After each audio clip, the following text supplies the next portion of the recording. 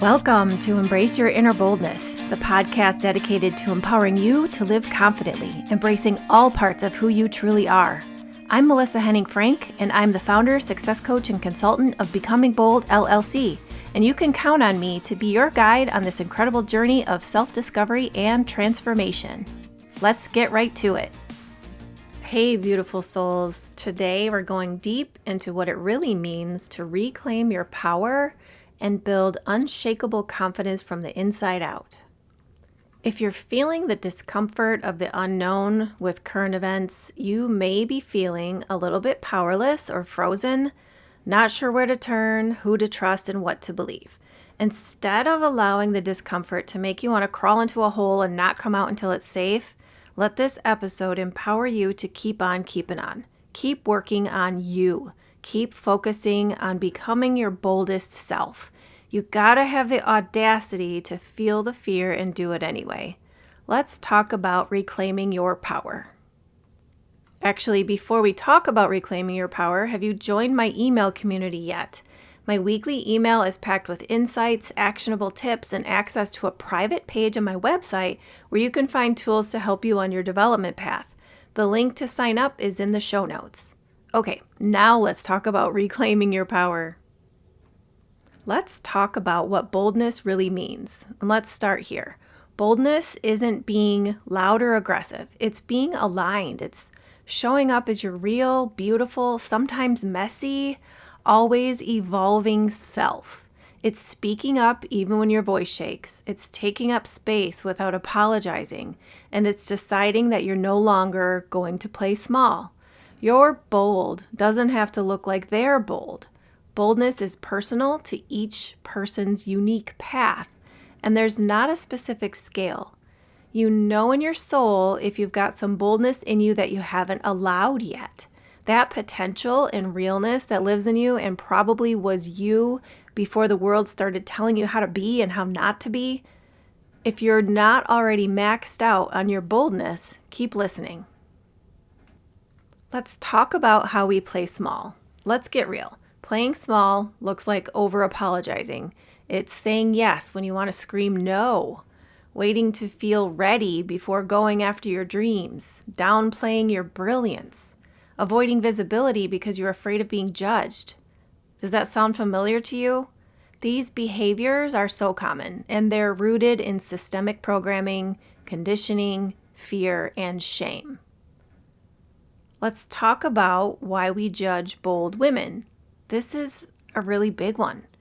You've done it, you've seen people do it, even if it's not something they're fully conscious of. When we see another woman being bold, why do we feel judgment rise up? We talk about their aggressiveness. We say they're being bitchy and bossy. We talk about how they look. We might even condemn them if they seem to like how they look. We condemn them if they're showing any skin. How dare they? A bold woman can really make people uncomfortable, and that's when people start judging and criticizing. That judgment is often a mirror. It shows us something we've been denying in ourselves. We were taught to not compete, to stay likable, to be small. So when someone else breaks those unspoken rules, it stirs something in us. But here's the truth. Her boldness is not a threat. It's a blueprint. Let's go deeper into this.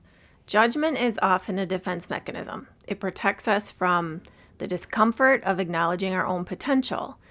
It says if I can criticize her or them or whoever, I don't have to look at where I'm holding back. It's easier to label someone as too much than to face the fear of being seen. Chances are it's not that they're egotistical or conceited. They might just actually like themselves, and maybe there are things that you don't like about yourself. And okay, so if they are egotistical or conceited, why does that bother you? There's still likely something you need to dig in on with your own self-esteem. Judgment can also be a form of self-protection. If you were ever shamed for standing out, being confident, speaking your truth, or just being different, you may have internalized that it's safer to play small. So when someone else does what you were taught not to do, it can really trigger those old wounds. It may not have been safe for you to be you growing up. And that may have worn you down enough that you forgot who you were for a while. If that's the case for you, I really hope that you're in a safer place and you can finally come back out and have the audacity to be your boldest self. Here's the reframe. Judgment is often an invitation. It points to a part of you that wants to be expressed. But instead of shaming yourself for judging, get curious. Ask yourself, what is this person awakening in me that I haven't let myself claim? That's something that you really need to dig into. Let's talk about reclaiming your power. Here is where we shift. Reclaiming your power is a practice, and here are a few ways to start. Start with radical honesty. Ask yourself where you're not telling the truth about what you want or how you feel. Next is have bold boundaries. Say no without guilt. What you're doing is saying yes to your energy. Rewrite the script. Identify those not enough thoughts and flip them around. You are enough. Take courageous action. Start small, speak up, apply, ask, move. Start a boldness jar. So every brave act, no matter how tiny, write it on a piece of paper. It goes in the jar. Over time, you'll start building up a full jar and you'll see how bold you actually are. Try using power poses. Shift your body and your brain will follow. Try doing mirror work. Look into your own eyes and speak love to yourself. Celebrate all of it. Boldness grows through recognition, so celebrate every win. Did you know that confidence is a result of having courage and being curious? Let's talk about this magic potion of courage and curiosity. Courage doesn't mean you're not afraid. It means you choose to move forward anyway. You feel the fear and you do it anyway. And curiosity, that's what helps you lean in without judgment. It takes the edge off the initial judgment and allows you to expand. When we combine courage and curiosity, we create space for growth. We stop needing all the answers and we start asking better questions. Here are a few curious questions that you can ask yourself. What am I afraid of? And what if that fear isn't the whole truth? What might happen if I try and it actually works? What if I can learn something about myself by showing up today? And here's the truth. Women are often conditioned by an oppressive system to be quiet, agreeable, and self-sacrificing. So when you choose to be bold, you're not just reclaiming your confidence, you're disrupting a pattern that was never built for you to thrive in. To step outside of the system, you need a couple of things. You need courage to say, I'm not playing by these rules anymore. And you need curiosity to ask, what would my life look like if I believed I was already enough? Together, these become a catalyst for unshakable confidence. Because when you operate from inner power instead of external permission, you become limitless and unstoppable. If you want some inspiration, there are some real stories of bold women. Look up Harriet Tubman, Viola Davis, Brene Brown, Jamie Kern Lima, Tabitha Brown, Malala Yousafzai, Mel Robbins. These women didn't wait to feel confident. They acted boldly, often afraid, often rejected, and always in alignment with something deeper. So here's a gentle challenge before we wrap. This week, do one thing that your boldest self would do. Just one.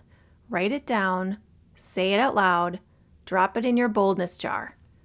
And know that every time you choose yourself, you reclaim your power.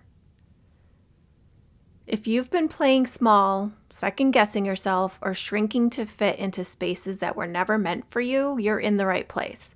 I've spent decades helping people confront the things they don't talk about, the fears, the doubts, the limiting beliefs, so they can finally rise into their boldest, most powerful selves. Inside Becoming Bold LLC, I offer more than just inspiration. I bring real tools and actionable insights to help you reclaim your power. Whether it's one-on-one coaching, dynamic group coaching, or our transformative Becoming Bold community and Women Becoming Bold private group, You'll get the support and the accountability you need to thrive. And if you're ready to level up your personal and professional life, don't miss my signature 4 C's of Becoming Bold classes, where we dive into communication skills, conflict management, courage, and confidence. Plus, I've got your back with resume and interview support to help you walk boldly into your next chapter, whatever that looks like for you. Because sometimes you just need that extra push from someone who believes in your greatness and won't let you play small. And that's me, my friends. If you want in, tap the link in the show notes to learn more. Your boldest life is waiting. Until next time, keep rising. You were never meant to play small. Please don't forget to be kind to your mind. Thanks so much for joining me on this episode of Embrace Your Inner Boldness. I hope you found inspiration and actionable tips to help you live more confidently. If you enjoyed today's episode, be sure to subscribe so you never miss out on the latest insights and empowering stories. Please take a moment to also leave a rating and review on your favorite podcast platform. Your feedback helps us reach more listeners and be able to continue bringing you more content that uplifts and motivates. Empowering yourself and/or your team starts with embracing your inner boldness. When we stop playing small, we open the door to limitless potential. Remember, the only limit to your greatness is the one you set for yourself. Stay bold, stay fearless, and let's make this journey unforgettable.